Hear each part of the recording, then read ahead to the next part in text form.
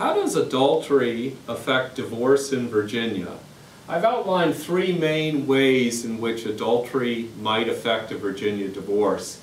And the first one is fault grounds. Adultery is one of the fault grounds that allows someone to immediately file a fault-based divorce on the grounds of adultery. There is no one-year waiting period, as there is for a final divorce based on desertion, abandonment, or cruelty.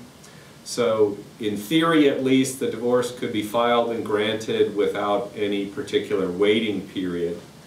Now I've pointed out that there cannot be any condonation. Condonation would be a defense by the spouse that in effect the adulterous behavior was forgiven by the other spouse.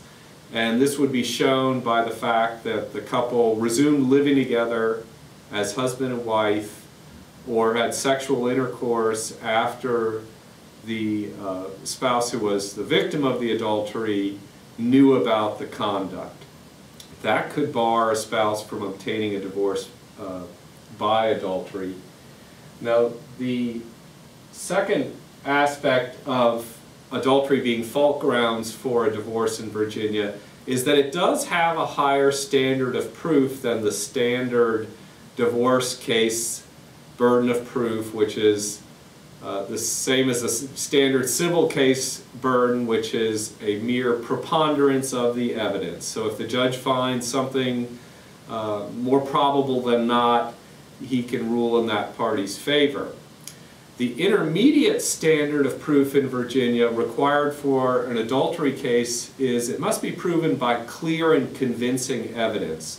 So this is more than a preponderance of evidence, but it's less than the standard of proof in a criminal case, which you know is beyond a reasonable doubt.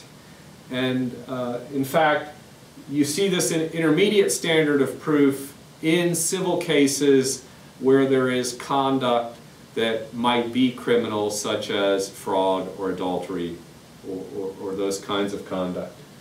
Now, although there is a higher standard of proof for proving adultery as a basis for a divorce, it doesn't have to be demonstrated or shown by evidence of the direct wrongdoing, of the sexual intercourse, which is part of adultery. Adultery is when a person who is married has sexual intercourse with someone who's not that person's spouse.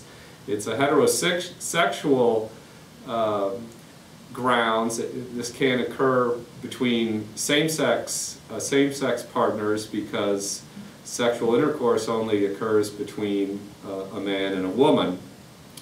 But you don't have to actually show evidence of the sexual intercourse itself. There can be circumstances which lead the judge to believe that adultery has occurred without direct evidence of it.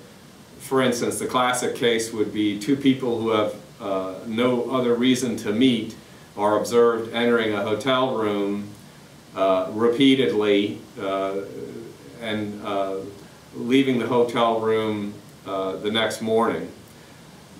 That would be circumstantial evidence, and it would probably be sufficient, given all the facts and circumstances that come out, to prove adultery, although there's no direct proof of the sexual intercourse.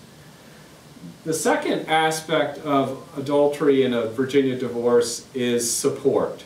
Adultery is unique among the fault grounds in Virginia in that the Virginia Code instructs the judge to not award spousal support and maintenance, permanent spousal support and maintenance, to a spouse who is the guilty party in a divorce based on adultery, unless denying an award to that spouse would be a manifest injustice. And in deciding whether a denial of support would be a manifest injustice, the judge essentially performs a balancing test. He has to look at the respective fault of each party in the breakdown of the marriage, and also the relative financial condition or economic conditions of each party. But adultery can be used to bar a spouse completely from receiving support. Now, the Code of Virginia also states that a judge should consider fault grounds, including adultery, as a threshold issue in a divorce case where support and maintenance are requested, as a threshold issue to decide whether to award support at all. And that ground, adultery, might be a threshold issue, but it shouldn't affect, if the judge decides to award support, it shouldn't affect the nature, duration, or amount of support. That's supposed to be determined according to the Virginia Code section 20-107.3, according to the factors in that subsection, and not by fault grounds or adultery itself. Now, the third aspect of adultery in Virginia divorce cases is its effect in equitable distribution.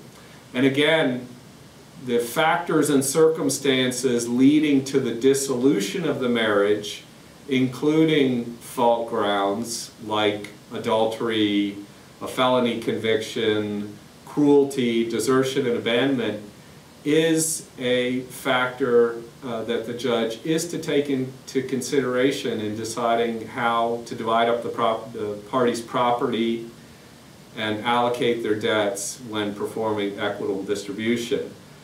Now, this wouldn't be used simply to punish a spouse. Instead, there must be some connection between the adultery itself and the economic condition of the parties.